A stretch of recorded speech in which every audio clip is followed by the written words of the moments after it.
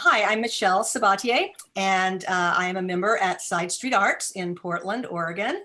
And we are really thrilled, especially for March. For some reason, I didn't think ahead to realize that this would be March and that we would have this show that is just busting out spring. I'm really, really thrilled to have our guest artist, Gia Whitlock, who is a Portland artist, and a member artist, Dawn Panttaja, who is, am I pronouncing your name correctly? Panttaja. Yeah. Panttaja. Thank you. Okay. Anyway, she is one of our member artists. She's one of our founding artists, actually. And she has done some beautiful ceramics, and Gia has done some beautiful paintings. And we're going to just take a quick walk through this show.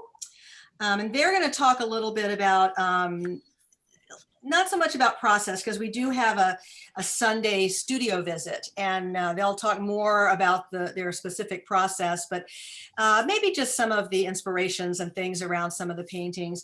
I have a photo in here of, oh, I'm in the wrong click. There. So this is the setup in the gallery. Let me go backwards there. So this is in the gallery, just to give you a sense of scale of these paintings. Because, you know, I realized when I was working on them, I get all the images ahead of time, and I'm putting the website together and putting the store together. And then when I saw the paintings, I'm like, oh my gosh, they have so much presence. You know, they really do have a lot of presence, and they are so beautiful with Dawn's dolls. And I know that you two are going to talk a little bit about how you made that magic happen.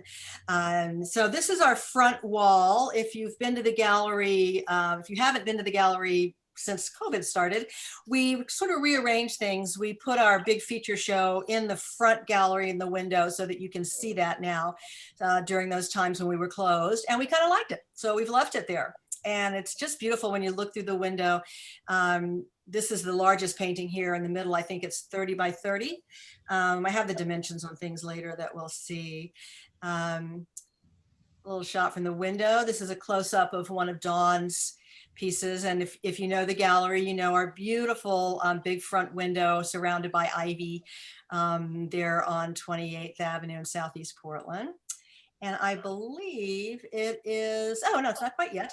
So this gives you a little sense of how these pieces work together. I'll show the painting in full and details of the doll after this. So either Dawn or Gia, if you want to talk about sort of how you made this nice coordination with these colors. They're springy, but they're not like, you know, Easter candy.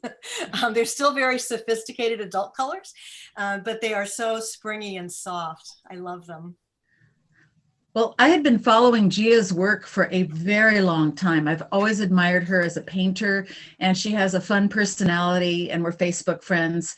And I thought, you know, I'd love to have some work that would pair with her. And so when I thought of starting these dolls, I went with the thought of flowers. And it's the first time I actually had a complete image of what I wanted the pieces to be like before I made them. I usually just sort of create on the fly, but I knew I wanted some flower portraits of girls that would go well with these paintings. They turned out fantastic. I love it. I love how it works together. I had no idea how this was going to turn out. They do, yeah. So this is that painting, and this is this is one of the largest paintings. I think there maybe is a bigger one that's 30 by 30, but yeah, this one is 20 by 30, the calla lilies. I don't know, Gia, if you want to say anything about I mean, each of them sort of speaks for themselves, but you know, your relationship to the different flowers, you know, how you pick them, and not physically pick them, well, maybe pick them, but also how you select them and choose them as well. Well, I have a friend who works up the street from me who she was getting a little, she's a hairstylist. She does my hair, by the way. But she had this beautiful, she'd always have like a little beautiful vase of flowers on her front counter. And every time I went in there, there was one. And then all over where I live in Selwood, there was always, wherever you went, there was always a different thing of flowers from this florist called Selwood Flower Company. And I was like, well, I want to do that. That would be really fun. So I started getting them every week and painting them every week. And that's why I have so many paintings, but it just took, eventually I started like slacking and not being able to finish them. So I'm really like not sure where I'm going with that. But so anyway, lately I've been doing them every 2 weeks. And this one was in the summer. They pick the flowers though. They arrange and they do it. So I can't take any credit for that. I just say go for it and do what you want, and then I'll work with it. So that's where we're at the here. flowers sort of have a second life, they get another, once they've gone through their usefulness in the salon, and they get another life there on your paintings. Well, they're not the salon's flowers. These are totally different. I didn't know how to really describe that. That's where I got the idea. Okay. But they bring me fresh ones, and they die. They die. The ones I'm on now, I've had them for a week and a half, and they're completely dried. And I just have to remember what it looks like at that point. So, but they start totally fresh. Sort of like the old those Dutch still lives where those animals were rotting by the time when they have all those hunting still lives. Those things must have been horrible because they were using oils. At least the acrylics are quick. Yeah. So exactly. Here's Camille, who I imagine is named for Camellia. Yes. And I wanted something.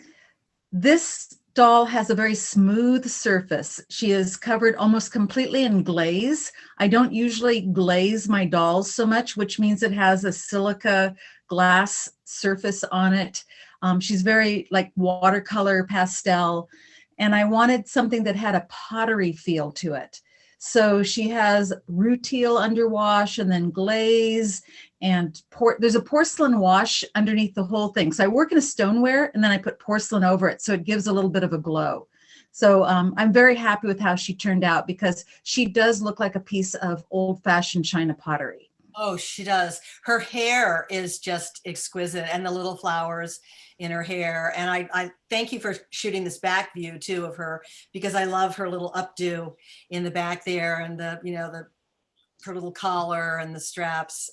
They're beautiful from every angle. And you can see is that like a little stockings or garters there on her? They're toe shoes. They're laced toe shoes. Okay. And then if you don't know Dawn, about Dawn's dolls, they're articulated with boot buttons, right? Victoria? Yeah, it's got a strong shock cord running through them. I sculpt the doll, then I hollow it out. And then once they've been fired and they're ready to put together, I run a cording through them. And then at the joints, I use Victorian boot buttons to keep the cord in place. Where do you find stuff like that? Oh, it's so hard. It's really hard to find these. That button hook thing that they have? I don't need the button hook. I do have a button hook, and I use it sometimes to pull the cording through the body. So I use a Victorian button hook to pull the cording through the body, but wow. I just thread through the button. I'll show a little bit of that when we have our studio. Yeah, when we do the studio visit, that's what I'm really looking forward to, is seeing how you construct these, because they're fully movable and posable, right? Yes. Hey, Dawn. I need one. I hear a voice. I was going to ask what the petal dress is made out of. It's made out of a faux flower. So I actually went through a stroll through a craft shop, and I picked out 3 lovely blooms. I tried to find the ones that looked the most artistic and the least crass. And then I tore them apart and made the skirt out of the fake flowers. They really look like little petals. Perfect. Yeah. Well, they are little petals. Thank you. It's really effective, the little silk flower petals, and you'll see them on the other dolls as well too. And I love her face. Her little lips are so delicate, because man, the face is a make or break, on these kind of things when you have little dolls. It's lovely. Dawn, do you sew the skirt? Sorry. This one I didn't have to sew. Usually I sew all of my clothes, but the fake flowers have a plastic thing goes up through the middle of them. So you just take them apart. And then I threaded the cord through the middle of the flower petals. So the flower petals, there's like 4 with a hole in the middle, if that makes sense. So I just sort of took the plastic holder apart and then threaded the cord through.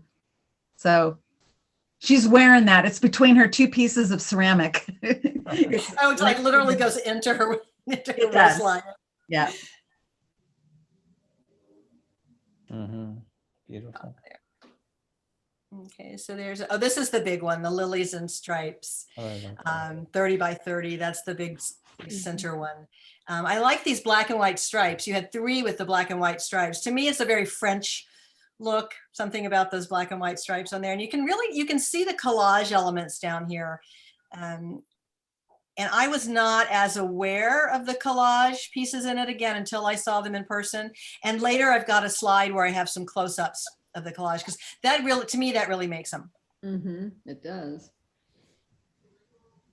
And the beautiful glazes. Nice. You have just this bottom section here. You can see all these, just layer after layer of these gorgeous transparent glazes. Yeah, this the florist I use is a French inspired florist. So I don't know if I didn't do that on purpose, but that's kind of cool that it's coming out. There you go, it worked. And so here is little Blue Rose, and she's sitting under that other painting, but it's a little bit high. I think I'm gonna lower it. So this is Dawn's other little flower girl with, looks like she has a little bob in the back here. She has, it's a little bit of a bob. It's sort of a short 60s looking do. She's deconstructed on her surface. She's very dry. It's a very matte look. I sort of wanted something that looks stained rather than glazed. So she's not shiny in any way. She's more like a painting.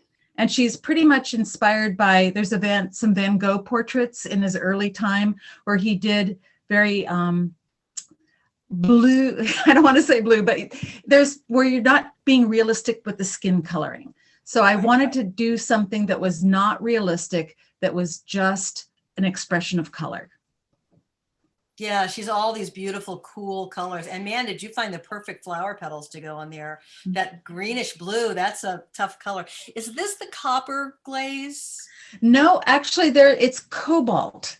So, Okay, so it is blue, okay. So the copper is more green, isn't it? Yeah. Yeah, but there's a little bit of a glaze on her where it breaks green a little bit. So there's probably some copper in that glaze, but I put it on so thin, you don't get any of the gloss, any of the thickness. It's just sort of like a rough stain. So she's very much a piece of art rather than a doll.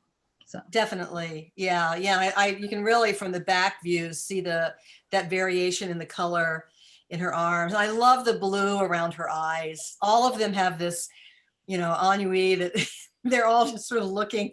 You cannot make eye contact, I don't think, with these dolls. They're all just looking somewhere else, aren't they? So I think next is, there's the other pairing. So that's your pink doll and the other striped painting. She's beautiful. The pink goes really well with the flowers. I don't know. How'd you do that, Dawn? I don't know. Well, it was really fun, finding the right painting because all of them have that, they just have the same colors. It's this sort of off color, they're not quite. My daughter has a phrase for all her favorite colors. She says, I like the colors that don't have names. And that's kind of what it is, it's like, well, it's not really yellow, it's more golden, and the red is not quite. And they're just beautiful. And this looks like a eucalyptus kind of to the left underneath that one rose. I think they did put that in. The dotty stuff or the leafy stuff? That's really technical. The dotty stuff underneath the rose on the left, yeah.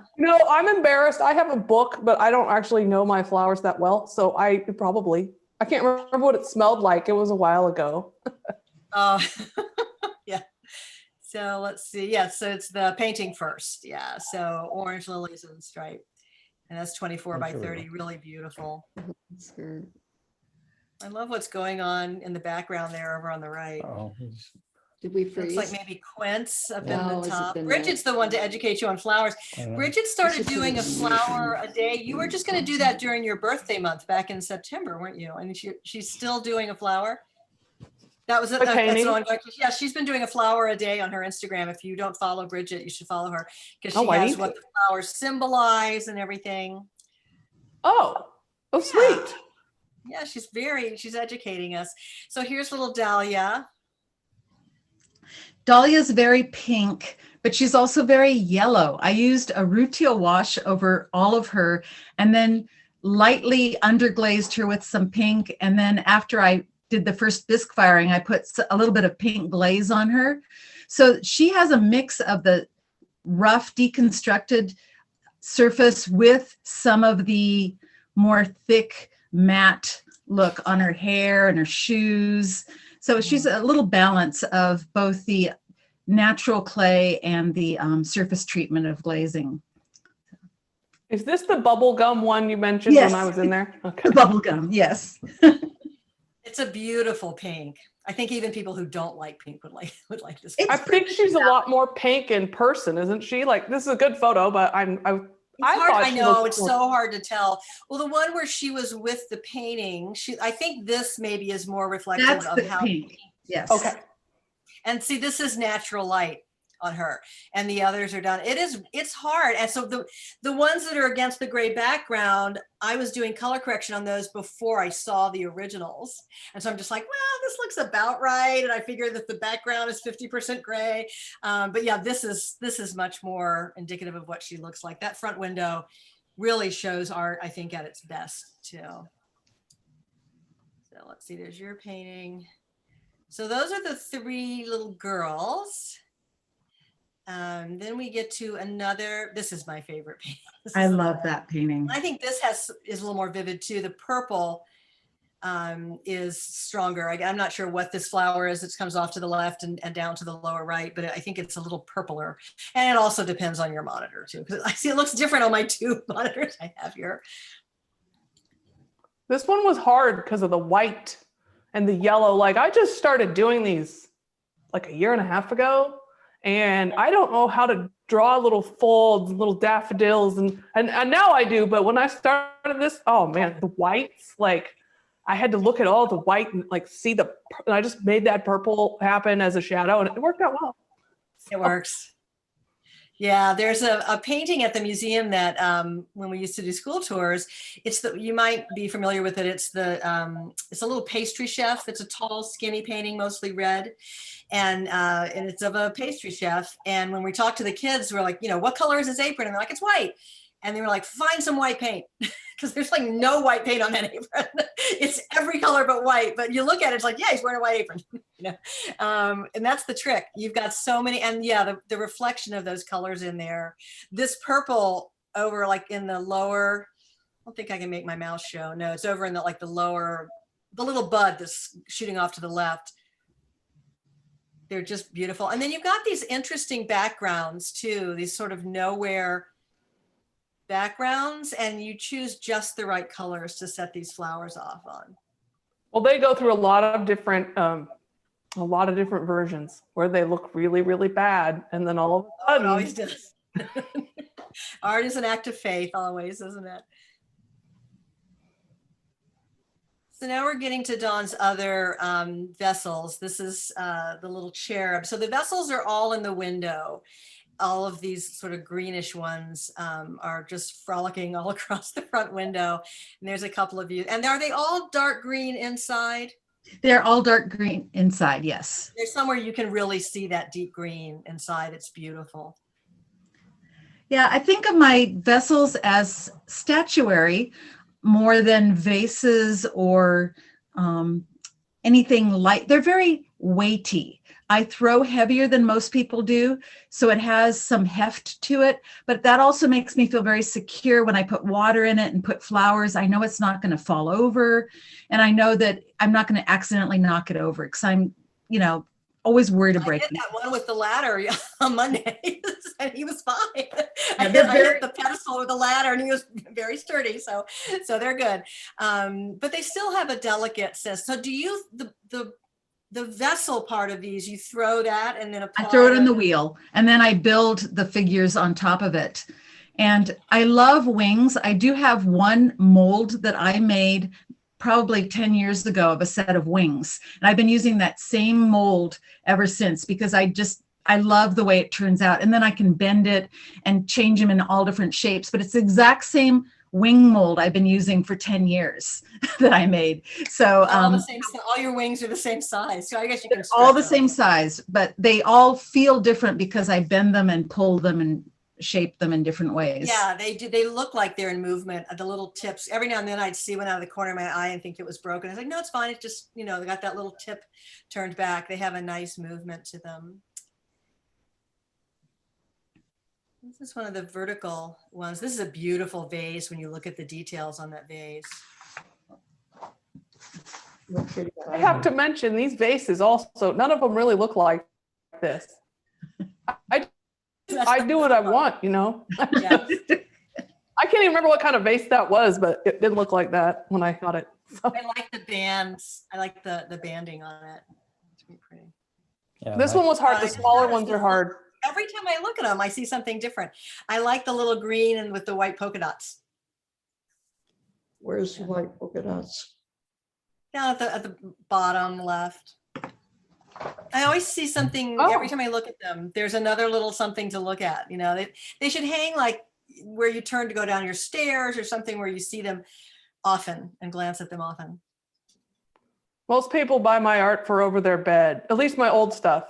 That would be very pretty, yeah. You really So this see it little there. duo, when I was putting this together today, Dawn had mentioned to me at the gallery yesterday when we were arranging these that she was thinking of like the Greek pottery as she was doing these. And sure enough, it has such a Grecian urn look with these two leg handles. And you make these little horned creatures. I don't want to call them little devils, but are they like little, who else has? They're spirits. They're Little spirits. Yeah, 'cause creatures. they're not They're sad. nature spirits.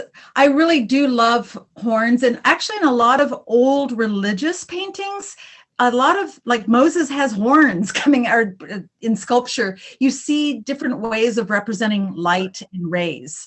So Mhm.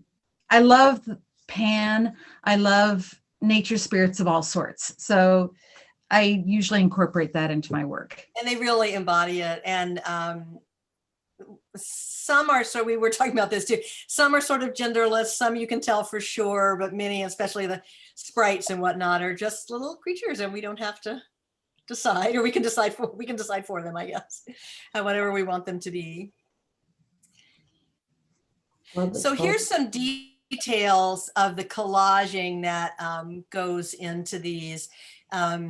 We'll see, I think we've seen some of these already, but just the detail, I love the maps and there's the tickets and a lot of the dark areas, even when there's no color difference, there's a textural difference, like you've just glued down little shapes. A lot of it looks like origami paper. I really love them. And this is what you we have the images on the website, but it's so hard to see this level of detail and where you expose them. Do you do a lot of scraping away? Are you only additive or do you scrape away also to expose things? It depends. I can't scrape enough. Like when the acrylic goes down, there's really no turning back at that point. So I do like etch in some of it when it's wet. The one that's got the top center with the circles, that's I sandpapered that just to get that to come out. And I did that on a lot. I got that idea from an online class and it was really cool. And then I started doing the more collage at the bottom and not sanding it. But that's how I get that effect. But no, I don't actually have enough time after I put the paint on to get rid of it. So. That's true. Yeah. But you do have some nice translucent glazes and stuff in there that I love those yellows. I do here's another lose a one. lot of the paper while I'm doing those. Yeah, I bet you do. So it's another one, a little, we'll see it in full. This is how it looks in the window, just to kind of see it in context. And here he is. And this is a very strange little creature, doesn't have proper limbs, maybe more of a little merfolk, like some of the. Yeah, it's a resting merfolk sprite, whatever you want it to be. It's a lovely thought of being quiet and contemplation. I made this, and when it was in the bisque form, I had it up in my studio. My studio's on the second floor, and I could see a very dusky sunset behind it. And so I thought, this one's called Twilight, because it's like the resting time before it's going to go out and cause mischief in the middle of the night. Yeah, or like it's just almost the wings look almost like they're unfolding, you know, like it's waking up and getting ready to fly off into the night. Until I miss fireflies. And the dark green inside the bowl just gives it that endless pool.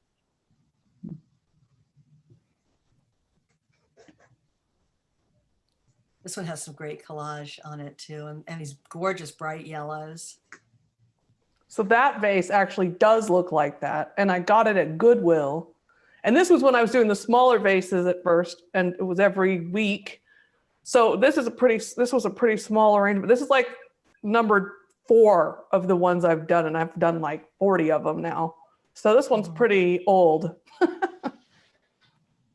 I particularly love this painting, and I love the vase, and I love seeing the collage elements through it. Yeah. Thank you. Can I ask Gia a question? Yeah. I'm really intrigued by your backgrounds and how they set off the flowers in the vase. And I'm wondering if that's something you've used in other kinds of paintings, or did you kind of come up with that for the flower and the vases? I don't even know how to describe what I used to do. I've always done stuff like that. It just evolved into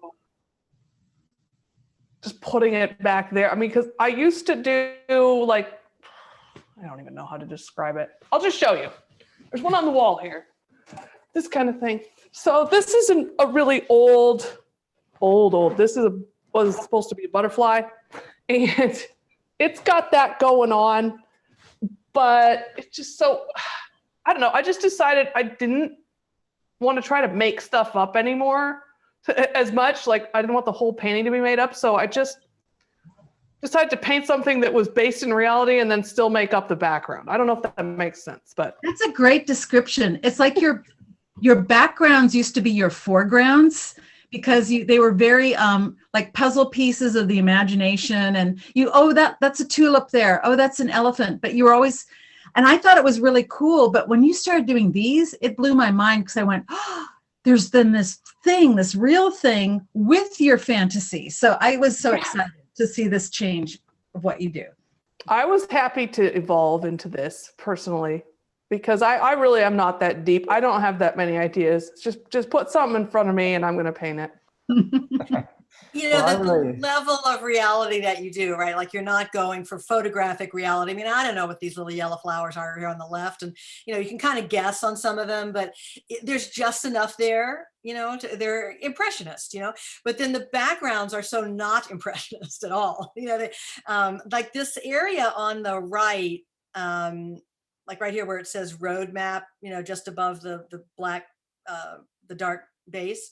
I'm trying to figure out, like, is that a leaf that I'm looking through, or is it flowers in there? And there's places where you lose it, but it's just a wonderful kind of, you know, impressionistic view of the flowers. But then, yeah, the backgrounds, these just free form kind of wackadoodle shapes, and you can kind of see the process of laying your and when we do the studio thing, I'd love to see that of the choice between what's behind the flower, the colors behind the flowers that make that great interplay of having them come forward. What I think is so great about it, the background, is it doesn't take away from the flowers at all. As my son said, it enhances them. Mm-hmm. Thank you. I tried. In memory, you think the flowers it's almost like the flowers keep going, but they don't, you know, but just the colors and the just shapes do. Well, it's almost like there's two paintings as well. It takes it away from being a quote unquote still life, and it makes it much more alive for me. Yeah, like the flowers are in front of a painting. Yeah. Yeah. Thank you. They're fun. I was eating a carrot today and I got inspired for a background color for the one I'm working on right now. It's one of those purple rainbow carrots. All right.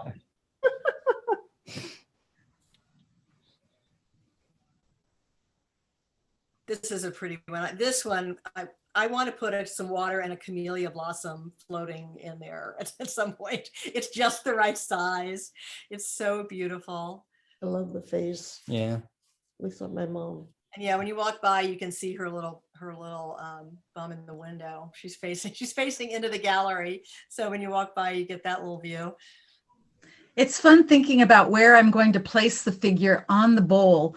So when I throw the bowl, I usually I don't pre-plan them. It just sort of happens. So I'll throw like 9 pieces over a couple weeks and I'll keep them wet until I'm ready to start planning the figure.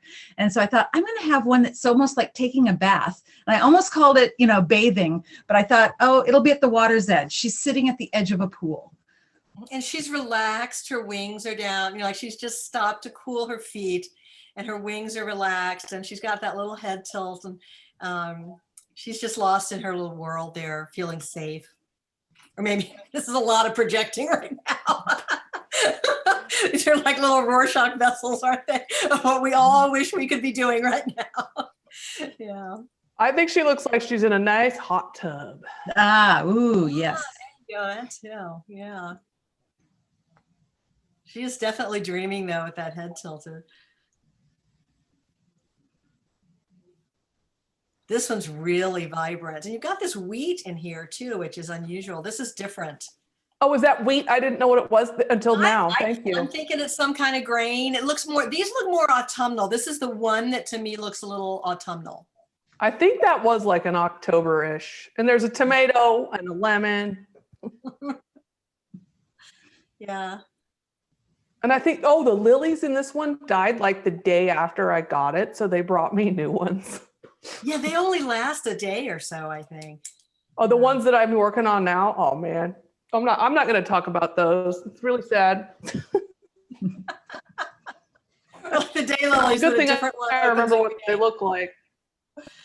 So They're you don't so work dead. from a reference photo at all? You always work live? No, I can't. Like I used to try. I've tried I feel like I've tried everything. It just got to stare at it. It's just got to be here. Just You got to have be found right what here. works. Yeah. Yeah, You found for what now. works for you. And here are two they're small little garden sprites. Yeah, They're if little. I got the idea for this at the very end, there was about a month ago, and I thought, oh, I want some little figures, because Gia had shared an image that she had inherited a bunch of Kewpies from a relative, and I was just thinking, I love the idea of Kewpies with these beautiful paintings. Oh, I can make my own little figures, but I ran out of time, so I got 2 made.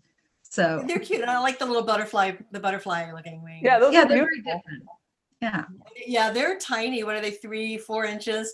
Yeah. So I guess 7. The long one is 7 inches, but they're small compared to your others. And you just tuck them in a little corner. They're going to be beautiful in a garden.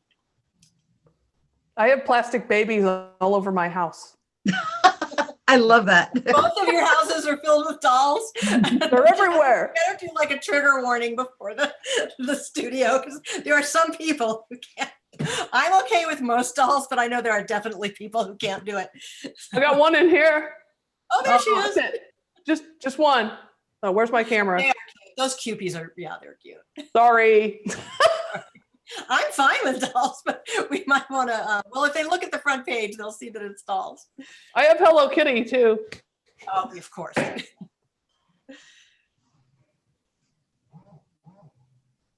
is a tall one, 2 by 3 feet. That one was hard. I'm saying that about all of them. Painting's hard. But I do it anyway. Like poppies maybe on there. They're pretty. I've got a couple of those in Look this one. hard. They look like you're enjoying. I mean, I know what goes into a painting, but they don't look struggled over. They don't look overworked or overthought.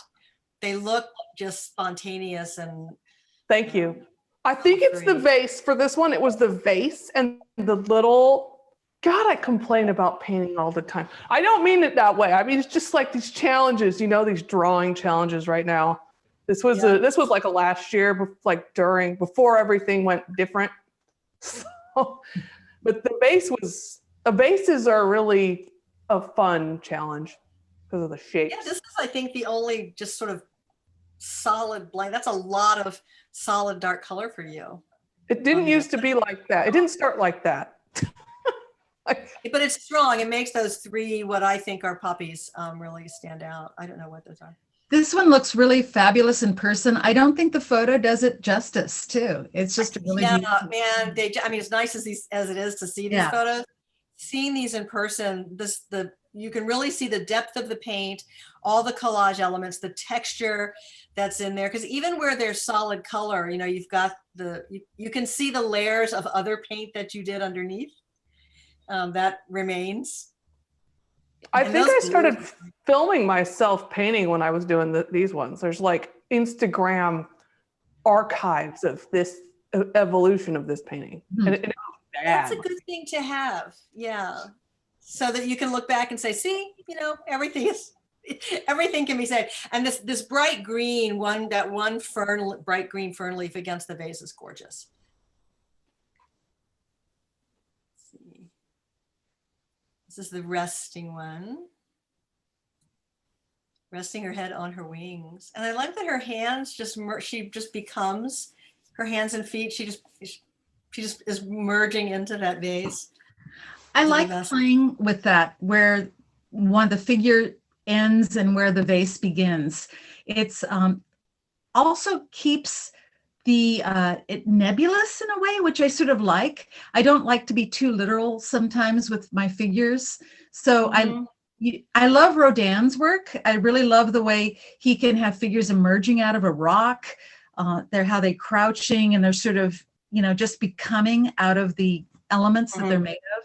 So I think of him, he's really inspiring. I would say, you know, Rodin and Van Briggle are my favorite sculptors.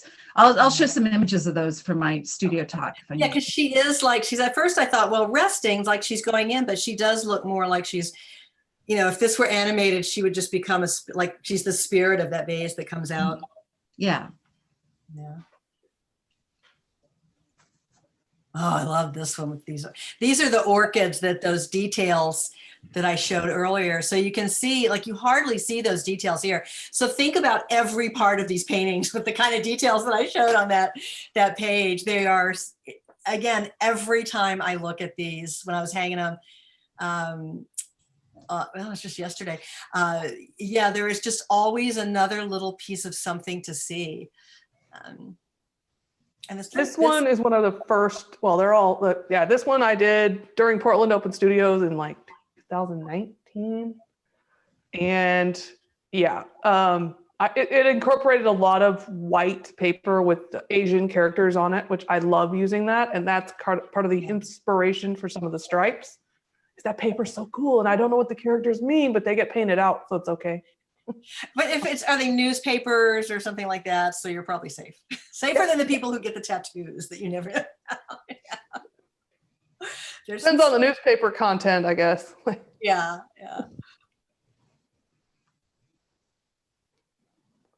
And so this is the front window view, and we'll show her next. She's got a sassy little pose too. And I think this one is rising, right? And she really does look like she's just rising up out of this vase. And there's probably where I show most of my non-gender. Sometimes my figures are very full figured. Sometimes they actually have male appendages on them, and like the cherub does. But this one, it is just basically spirit. And it does have a jaunty sort of attitude. And at first when I finished it, I thought, oh, this is just way too cocky. I don't know, but it's a very happy piece. Yeah.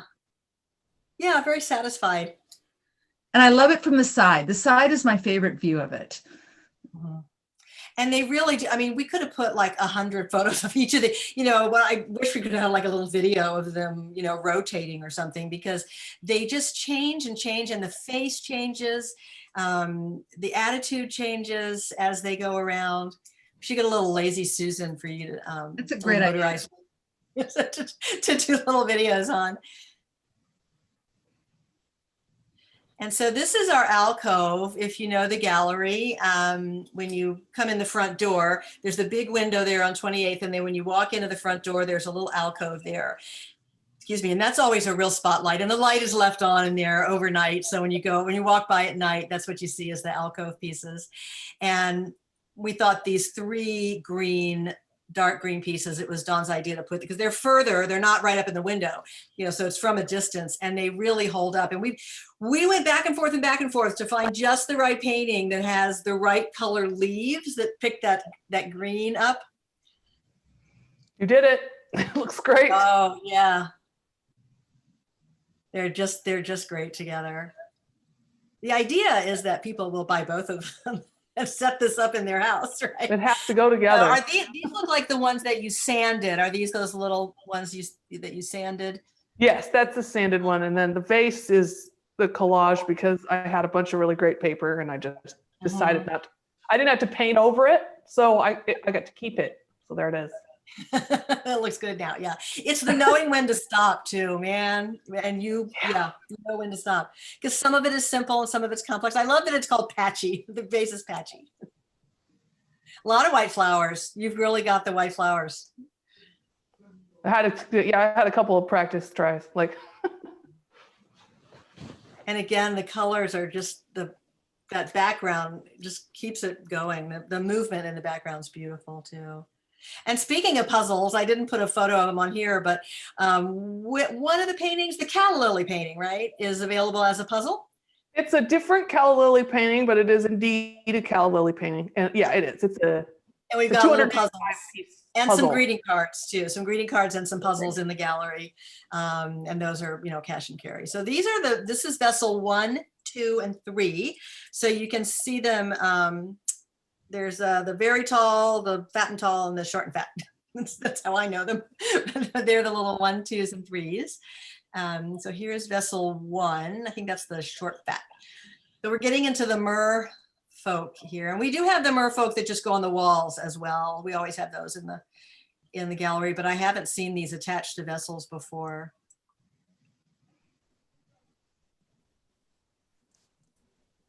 I like that green you got, Dawn. It's really pretty. Thank you. Yeah, it's a copper wash, and then I put glaze over it. So that's where you see the little dots, the mottled copper and the very pale color. But then there's actual glaze on the vase. So I use a mixture of a couple different glazes on top. And it's a very solidly glazed on the inside and then sort of lightly glazed on the outside. And I like the texture on the tails. They're not really like a fish scale.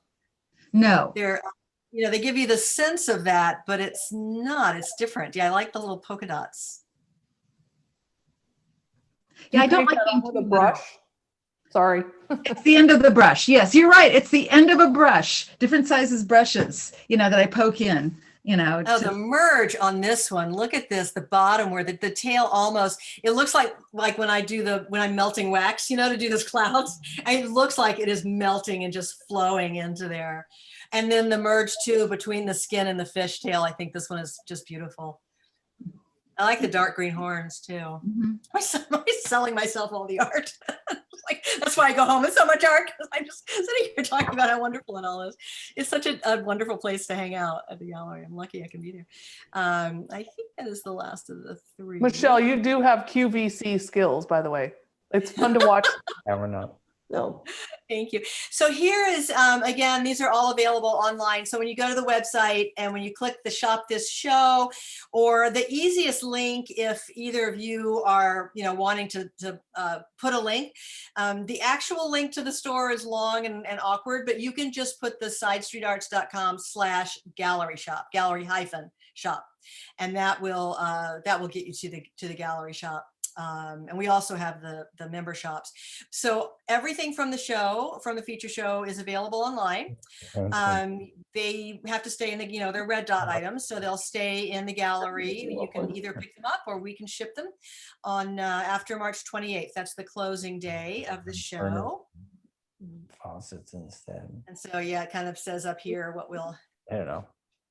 we'll do with those. So please go and browse there and you can see more views. I didn't put all the views of these, and I might take some of those detailed collage views of yours, Gia, and add them to the appropriate paintings so that people can see that.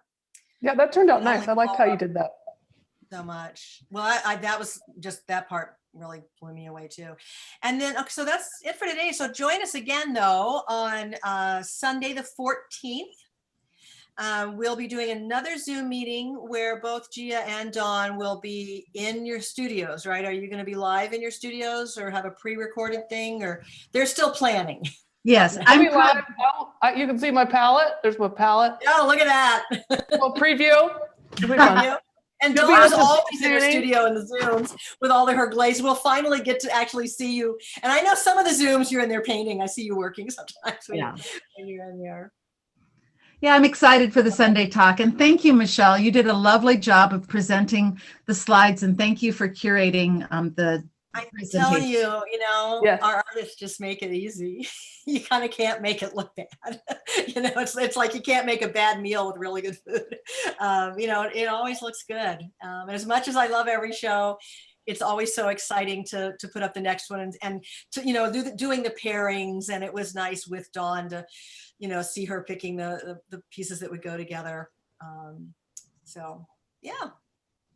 Well, That thank was you. great. These Thank you. marathons because we had so many artists at Christmas time, and then January we had like 30 artists in the print show, and then all of us. It's so nice to just have the two artists again and give people attention and time to really talk about their work. So if anybody has questions for either Dawn or Gia or for anybody. I was just wondering, Dawn, with the ones that have the sort of sparkly different tail, is that from your mermaid collection? Yes, they're like I started out making mermaids, then I started making merfolk, and I keep them a little nebulous as to sex. Though some are more female and some are more male, and some are just whoever they are. Okay. So, yeah, right. but yes, they're part of my merfolk people. Okay. Thank you. Yeah. And so again, most of the, not the dolls obviously, but the ones like this can be outdoors. I would not leave it out when it was freezing and icy.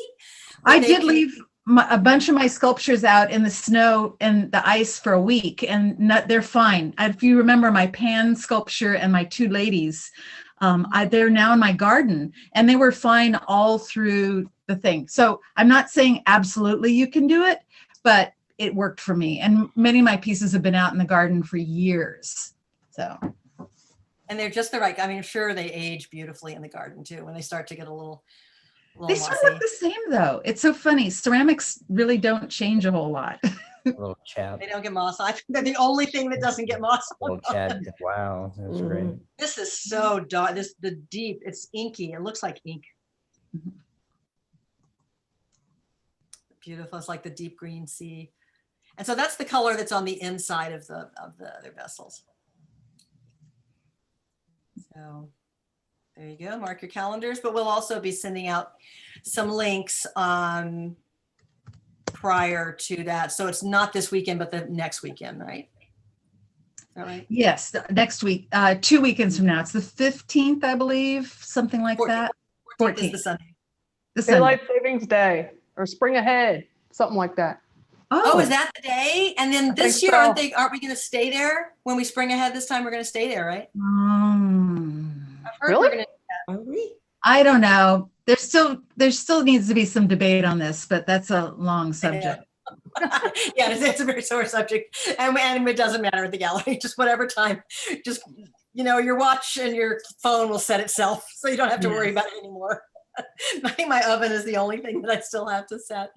Well, thank you to everybody who came out tonight, and I almost wasn't ready because it was still daylight. I can't believe just from last month the difference in what 6 o'clock looks like People from in here. chatting. Yeah, it's getting exciting. So yeah, this is close to our equinox is when this will be. So thank you, everybody. We have 5 minutes to kill. So you're Bye. Good you night. have free time. Good night. Thank you for coming. So I'm gonna go ahead and stop recording. End my recording. I can find that. I want to say beautiful pieces to both of you, and thank you for having us at the show. Oh, Thank thank you. you so much, Abe. Thank you. Yeah, thanks for tuning in. hopefully we'll see you on that Sunday. So bye. Enjoyed this very much. Oh, great. Thank you.